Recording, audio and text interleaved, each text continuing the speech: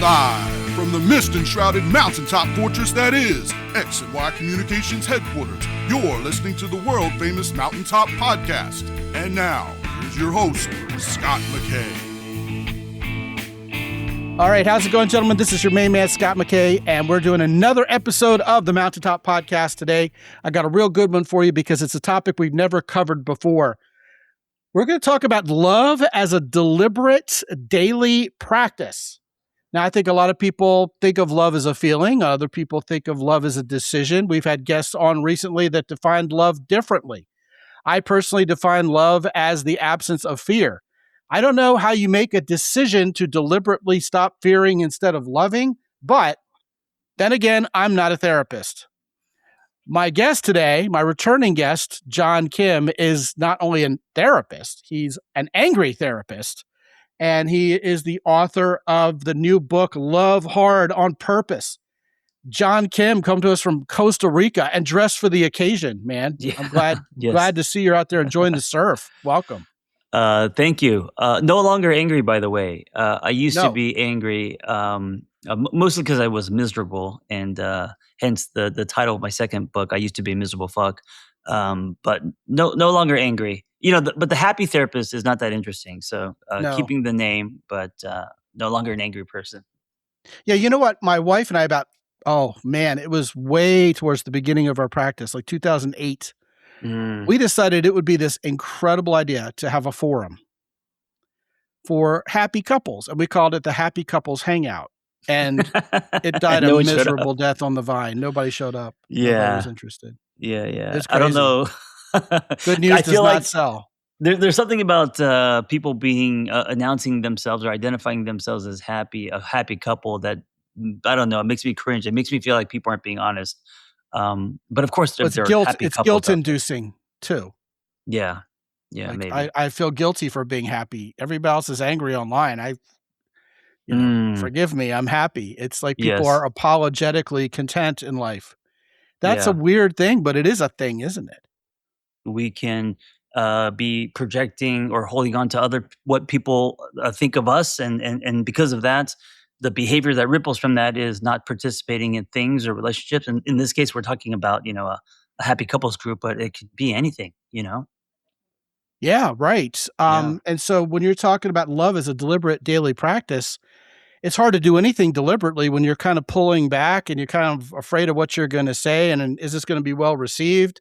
Am I going to be labeled by this partner who I think I'm supposed to be loving?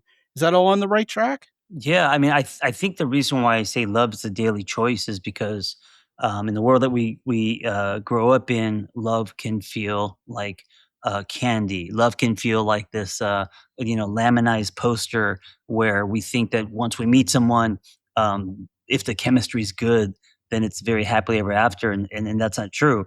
To build a solid, healthy relationship, there's going to be rupture. It's not about how many times we fight; it's about how we fight, and to show up daily. Some days are easier than others, but I'm trying to pull down the poster that people have that love is easy. Yeah, I'm not sure anything worth having in life is easy. Right. You talked about fighting, and I think Mhm. there's a big difference between all out fighting and bickering. I think couples who trust each other bicker. Like they're like, oh my goodness, if I show any discontent or if I disagree in any way or my needs are different than theirs, maybe they'll abandon me and leave me and run away. And there's like abandonment issues. Mhm. Whereas when couples go, you got to be crazy. I'm not watching this show for the third night in a row. Pick something different. But I love this show. Fine, I'll go in the other room and I'll do my thing. You watch the show. But I want to watch a show with you. All right, well then pick something different. It's that easy. I think couples who do that are kind of being healthy. Yeah, I mean, I don't know if the word is bickering, maybe bantering. Bickering to me sounds like nagging, like you're, kind of picking at someone. But yeah, I think healthy banter. It's funny because I'm from LA, and my partner's from New York, and so it's LA versus New York. And in New York, the culture is different. You can say "fuck you." You can say, "Hey," you can be blunt. There's this running joke that like if your car has a flat tire, that people in LA would be like, "Oh, you poor person, I really want it," but then we drive right by it. But people in New York would help you, but then make fun of you while they're helping you. And I think that's kind of what we're talking about. That the cadence, the banter, being honest with each other, just kind of cutting to the chase, hopefully in a kind way. That yeah, like you said, loving without fear, um, sometimes is more honest than tap dancing, than loving around each other instead of with each other. Not saying things because you're afraid someone's going to leave or because there will be consequences. It's very interesting that you and your partner are from opposite coasts, Hmm. the two major capitals of, well, the real capitals of the country couldn't be further apart culturally and still be American, in my opinion. Yeah. And yet there you are together. I'm an East Coast guy. I'm not a New Hmm. Yorker, but I spent some time in New York and I fully get it. I Hmm. remember the first time I ever went to California was when I was 20 years old, and I went with a friend and we stayed at his uncle's house. And we were eating our first dinner, and back in 1986, everybody had a landline still. The phone started ringing right at the beginning of dinner. And his uncle just fully let the phone ring maybe 8 or 10 times while he finished his thought. Mm. And, I'm starting to drum my fingers and get Right. antsy, go, answer the phone, it's Hmm. got to be answered. It's what's wrong with these people out here? But it's funny. I think we like the California laid back Mm. lifestyle on paper. But when Yeah. people are late for things and they flake out on you and they piss on your leg and tell you it's raining, oh, yeah, we'll have that tomorrow. And it's 2 weeks later, it gets annoying. Whereas I think the Sure. New York demeanor west of the Hudson is annoying to everybody. But boy, do they get things done and they're on time, et cetera, et Mm. cetera. There's something about the too laid back that cracks trust, right? There's something about which I actually enjoy people from the East Coast, and I know these are generalizations, but people who are blunt, they're not trying to offend you, but they are pretty honest. What comes to mind is Curb Your Enthusiasm. The Yes. yes, right. Just and then he gets himself in trouble because he's just kind of like talking, he's just being honest. And that's a comedy that's exaggerated, but there's something about people who are just kind of blunt and real and transparent that makes you trust them, as opposed to people who are uh, quiet and too careful where they kind of feel slippery. And so, yes, broad strokes, LA can definitely fall into um, slippery. I And notice people like that tend to like to hang out with people like themselves. Like to piss on your leg and tell you it's raining people mm, favor each other, and the blunt tell you the way it is people favor each other. It's funny yeah, because we have both kinds in my family, my extended family. And it's funny how the favorite relatives fall into those camps relatively. Like, if you're blunt, your favorite aunt is the blunt one. sure. But I Yeah. think if we're open, we're actually more peanut butter and chocolate than oil and water, meaning I think we're good for each other. I mean, I love the fact that my partner is not from LA. I love the fact that she's from the East Coast. I'm from LA, and we kind of push each other, challenge each other in certain ways, and it's not like there's a synergy, there's a cadence, a dance, and of course we've been together for 8 years, so it takes time to learn that dance. I mean, speaking of loving each other intentionally daily to build something that feels honest. Yeah. Yeah. Well, you can complete each other if you allow each other to. You good at what I'm not. You fill in the blanks where I don't. Kind of a left brain, right brain, left coast, right coast thing Yeah. almost. Enhance. I wouldn't say complete, but enhance for sure. Yeah. Okay. Well, Yeah. you're a therapist, so you're going to Yeah, yeah, avoid yeah. I those don't like terms that using are words that that end up promoting people to feel that they are less than because they're not in a relationship, right? So understood. yeah. Understood. Sorry for being so glib about that. It just falls out of my mouth. So love as a deliberate daily practice. What do most couples fail to do daily in demonstration of their alleged love for each other that ends up having a cumulative effect down the road that isn't so Mm. nice? Great question. And I got to say that I'm working on this even as a therapist, 20 years and 53 years old, and also second time married, tons of relationships. What most people fail to do is look inward. meaning taking ownership. What we are fast to do is reacting, pointing fingers. If you would only do this, or why aren't you making me feel a certain way? Um, it's really hard to take a beat and ask yourself, how am I contributing to this? you know so this idea of responding instead of reacting, trying to understand instead of trying to be understood, bringing it back to you and your story. You can't change people, but you're 50% of any relationship, and so you can change yourself, and by doing so you can change the dynamic of that relationship. Also easier said than done, because we all have egos and stories, and especially me. I also think if you watch YouTube too much, listen to the media too much, Yeah. you're gonna buy into this idea that men and women are at odds with each other instead of Mm, being in partnership with each other. And I think people literally get into relationships. Well, first of all, they're getting into relationships from purely a transactional mindset. What can I get out of this while giving as little in return? And we're kind of playing keep away against this person who's kind of the enemy, but hey, I'm heterosexual, so this is who I'm supposed to be with, mm. as opposed to realizing, hey, men and women are designed to be in partnership. This person doesn't want to be my enemy. They don't want me to be their enemy. Why are we acting like this? And really thinking critically about the whole situation of relationship and how it's supposed to look. Also, this follows logically from that. Fewer people than ever have a good positive role model for that, don't they?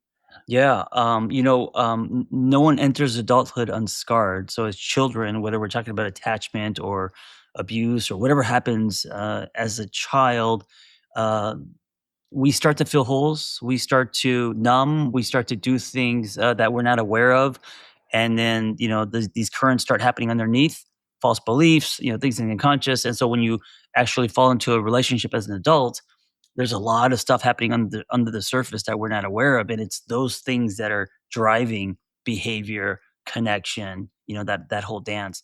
And so a lot of what therapy is about is trying to make what is underneath, on the surface. Like it's about making the unconscious conscious.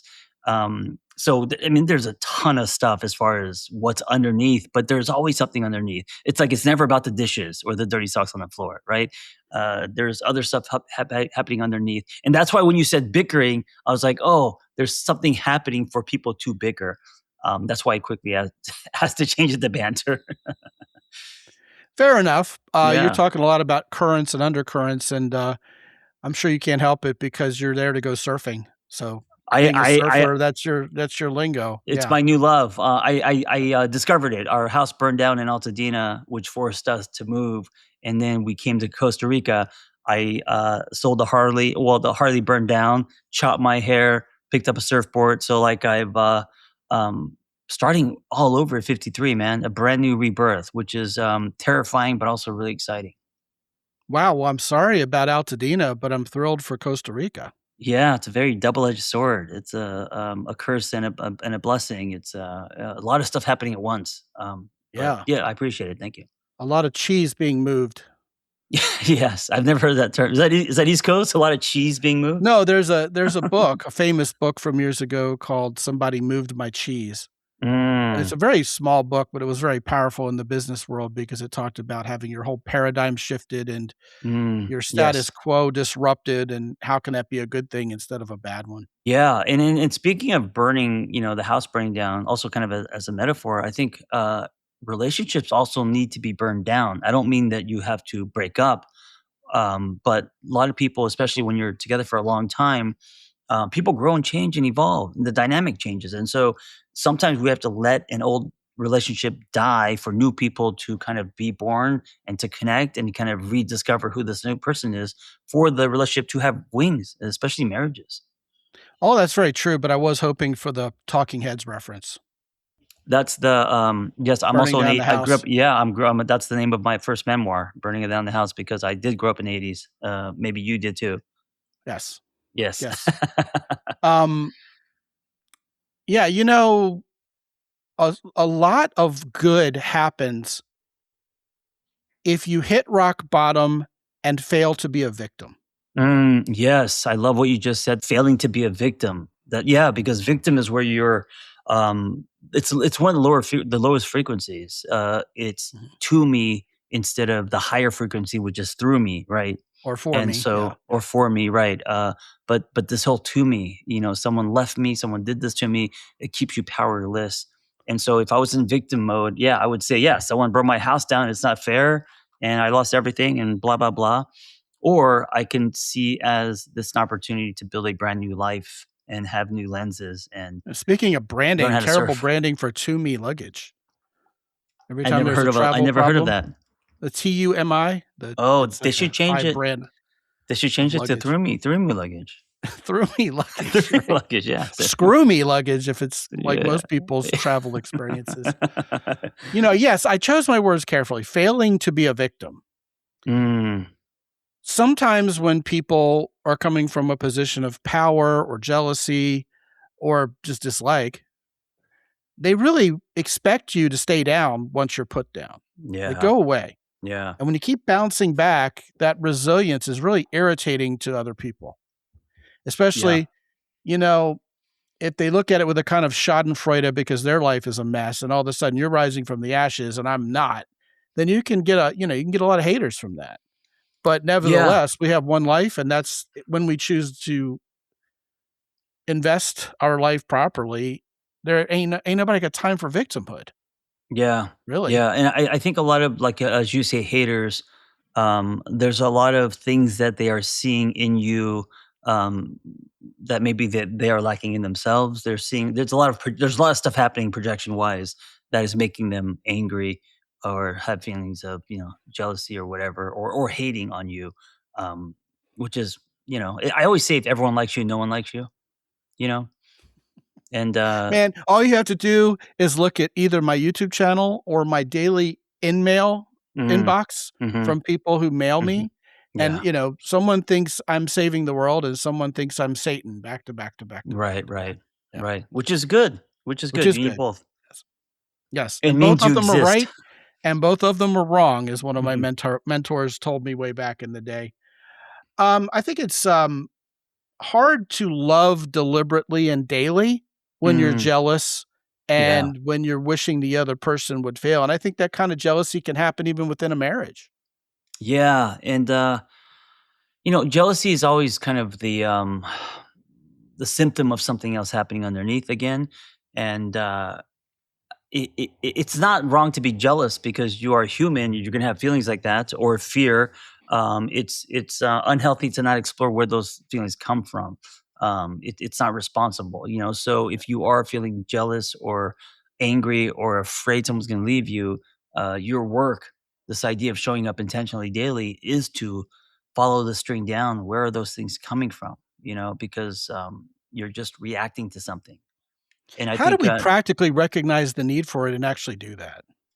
well, as a therapist, I would say get into a therapy room, but because it's really hard to see um, anything other than what you see through your lenses. And it's not that you're wrong, but you're only one perspective, right? So even if a friend gives you some perspective, or if you're reading something, I mean, that's the power of whether it's podcasts or self-help books.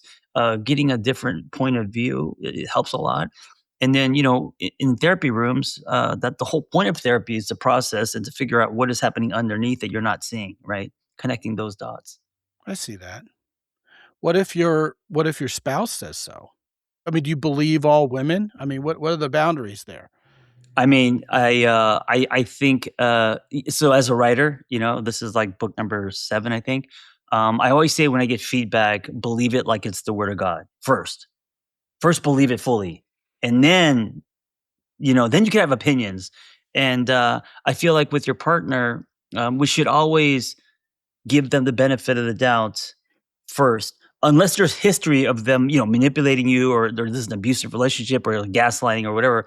But if it's an authentic, real, honest relationship, they're basically seeing something or experiencing you in a way that you're not aware of. And so, yeah, see, I mean, you have to be open to that. You can disagree eventually, but I think first, take it in like it is truth, investigate it, and if you realize, oh, it's not, that's okay too. But there's a chance if you don't have that mindset, you'll bat it away before it even lands. Right? You'll be very defensive. does this person care about me, or are they trying to destroy me? Does this Right. person know me, or are they making an entire value judgment against my character based on a 280 character tweet? Right. Big Right. difference. Right. Right. Yeah. So, love is a deliberate daily practice. What else do these guys need to know about that? What are some quick and dirty tips? Yeah. I don't know how quick and dirty I have for you today, but I got to Long say that drawn out but clean ones. How about that? okay, the theme of this whole book is to give yourself a corrective love experience. You could think about healthy love. You could read about it. You could, talk about it with your friends over mimosas. But until you give your body the experience, right? It's like coming from LA, I've always wanted to surf, always had a water phobia, bought a surfboard, was a poser, never really, played with it. In Costa Rica, I'm actually surfing now twice a week, 3 times a week, and I'm giving my body the experience. And a lot of times humbling what it feels like to be on a surfboard, right? And so it's not something that you could just read about. You actually have to do it. I think love is the same. And especially if you're trying to rewire yourself for a healthier love, you got to give your body a corrective love experience. So be careful who you pick and show up in a way that feels honest. And you got to keep working on yourself. And when two people are doing that, the container that is built and the experience they're going to give themselves is going to be very different, hopefully corrective than the previous ones. And then from there, you have new definitions and, love is new and different. Well, first of all, as an aside, I'm jealous that you're surfing. It's been way too long Mm. since I've been. I spent most of my 20s surfing, Oh, I didn't know that. Where? and I miss it immensely. But I live Yeah. kind of inland. I actually have a really awesome surfboard that was Mhm. custom shaped by a guy here in South Texas specifically for our waves. And we do get waves out off of Corpus Christi. People don't realize it, Mm. but the Gulf has actually at times better waves than the Atlantic, which still isn't Wow. saying much. But and I just haven't been for ages because I've just been Why? swallowed whole by everything else. Oh, okay. Time. Yeah, but it's just a beautiful, soulful experience. I mean, when the dolphins swim Yeah. by and the dawn Yeah. patrol and all that, I loved it. Yeah. Yeah, yeah. I used to think surfing was ridiculous because there's not a lot of ROI and you're doing all this paddling for this 5-second ride, and then I started doing it and I realized, oh, it's actually not even about standing up. It's about all the other stuff that happens. Kinda like golf. Regulation, kind of like I still think golf is something I'll never do, but yes, Except I yes, will say this, that feeling of power, of being powered by nature, not by yes, anything with a motor or an right. engine, it literally is magic. It is beautiful. It's also humbling because you realize how small you are, right? I mean, Yes. the power of a wave when you get tumbled.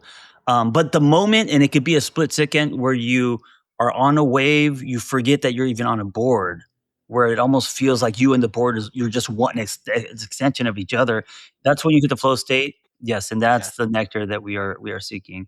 But And there's yes, just the something ocean is humbling. nobody will ever understand until they experience it, of how you push the board down a wave that's constantly moving up on you. Mm, And so the power is kind of a spiral. It isn't something that's just pushing you. Like, you watch the Flintstones and they're all surfing and there's a yeah, guy on top of a wave, bouncing on top of the wave as the wave's going.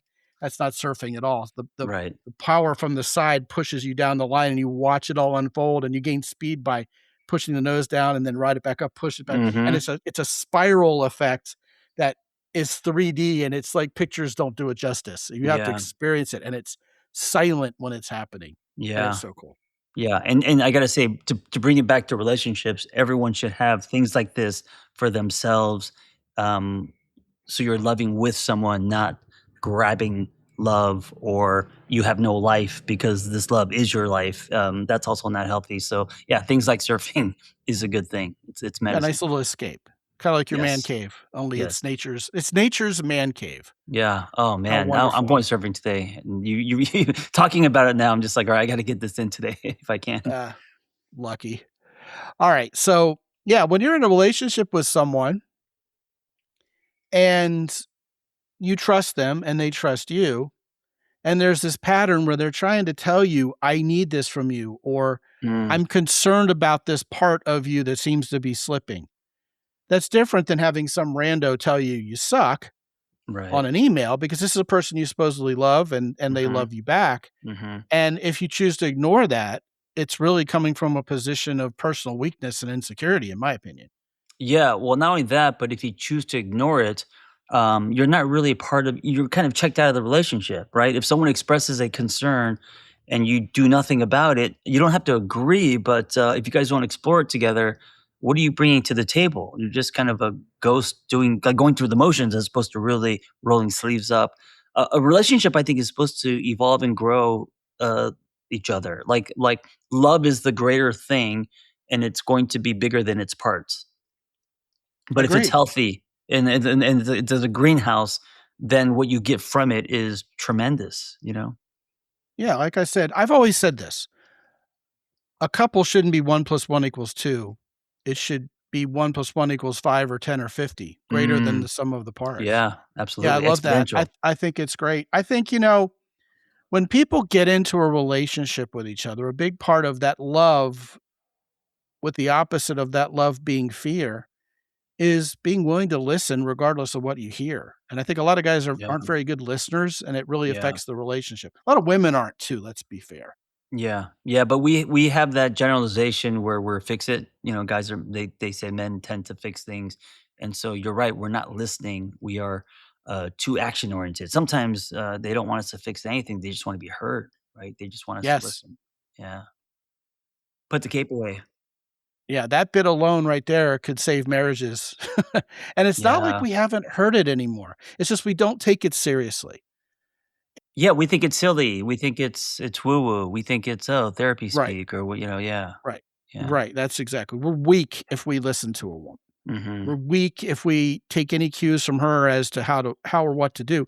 But the truth of the matter is if we're the leaders, if we're the men of the house, then what leading means is acting in the best interest of the people you allegedly love, not just being so selfish. Yeah. For all the talk I do about taking oneself less seriously and injecting humor and not getting all butthurt over things, one of those times in life, definitely to be serious, is when your significant other, your partner, is trying to talk to you about something they Mm. take seriously. Yeah. And if you laugh it off, that is, I believe in your vernacular nowadays, refusing the bid. Mm. If your partner Mhm. is making bids and you're rejecting those bids, that's gonna pile up in the relationship over time. And meanwhile, women sometimes don't take us very seriously. You know, Women, I think, have a mindset where guys can handle it, whatever it is, and guys should handle it. And if he's got a problem, don't don't come to me. You're a man, deal with it. Whereas I Mm. do think men and women should be there for each other emotionally and be there to support each other. And even the warrior, the toughest warrior, needs his batteries recharged. That Yeah, doesn't of make us a course. simp, it makes us human. Yeah, I don't even think it's a man and woman thing. I think every being needs to confide and needs to trust someone else and express their journey where they're at. And it doesn't matter if you're friends; it doesn't even have to be romantic. But that's kind of the power of the human exchange. And if you're not willing to show up or listen, then yeah, I don't know if the relationship's definitely lopsided. You know? Yeah, I think that's a huge takeaway. That's like the mic drop, man. That's the Oh, biggest thing guys perfect. could learn from this. All right. His Well, name is John Kim. He is the formerly angry therapist. Now that he's done a whole lot more surfing, he's much more laid back, relaxed, content therapist. I won't use the H word. And he's coming to us from Costa Rica, erstwhile Los Angelian. hmm And you can find his book, Love Hard on Purpose, newly released at the top of my Amazon influencer queue at mountaintoppodcast.com/Amazon. Also, when you go to mountaintoppodcast.com/John Kim, JOHNKIM, 7 letters, you will be magically teleported to Amazon as well, where you can grab a copy of his new book. You already know he's smart, knows what he's talking about. He's on your team as a man, probably is on women's teams too. yeah, for But sure. and that must be tough, by the way, if your honey's a sports fan. New York versus LA, that's rough. Yeah, yeah. Um, Especially if she's a Mets fan this year. Oof, that's savage. But again, the book is Love Hard on Purpose on Amazon. Also, if you go to theangrytherapist.com, you'll get John Kim's entire universe. And I'll put that link in the show notes as well. John, thank you for coming back, man. Hope to do this again soon. Yeah, Scott, thank you for inviting me to the mountaintop. Yeah, man, hit those waves. You got to go from the mountaintop to the ocean. Yeah, I It's will. a lovely journey. Yes. Right on, right on. And guys, Definitely grab you a copy of The Big Four Woman if you haven't already. $14.95, price of lunch. It'll change your life, because what John was talking about in terms of you got to find the right woman to get into a relationship with. Hey, that's something I've been preaching from the rooftops, from the mountaintop, for decades now, man. So I finally put it into an audio. You can get it at mountaintoppodcast.com/big4woman. Spell it out. Also, if you haven't checked out Jocko Willink's company, Origin in Maine, checked out the boots and the jeans. They're the best. I love the fact that you could get into a bar fight with these jeans and still be able to flex and be comfortable. Although neither Jocko nor I would recommend you get into a bar fight and get arrested. It's just nice to know you can. Also, the guys at the Keyport, not your grandfather's Oldsmobile, not your grandfather's everyday carry Swiss Army knife. This is the modern everyday carry. Mine's got a John Wayne can opener on it and a flashlight built in and a USB port. It is amazing. Everything you could possibly need to be prepared in a very small device is right there in the Keyport for you. The guys at Hero Soap now have cologne to go with their shampoo. Always coming out with new soap scents for you. None of them have any parabens or any bad stuff in there that's going to mess with your masculine health. All three of our longtime sponsors can be accessed from mountaintoppodcast.com. Please use the coupon code MOUNTAIN10 when you get anything from any of those guys. All of that and more is there for you at mountaintoppodcast.com. And until I talk to you guys real soon, this is Scott McKay from X&Y Communications in San Antonio, Texas, where there's no waves. Be good out there.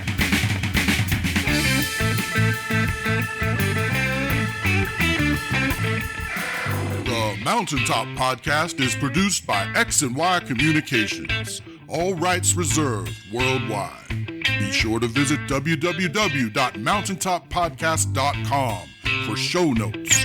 And while you're there, sign up for the free X&Y Communications newsletter for men.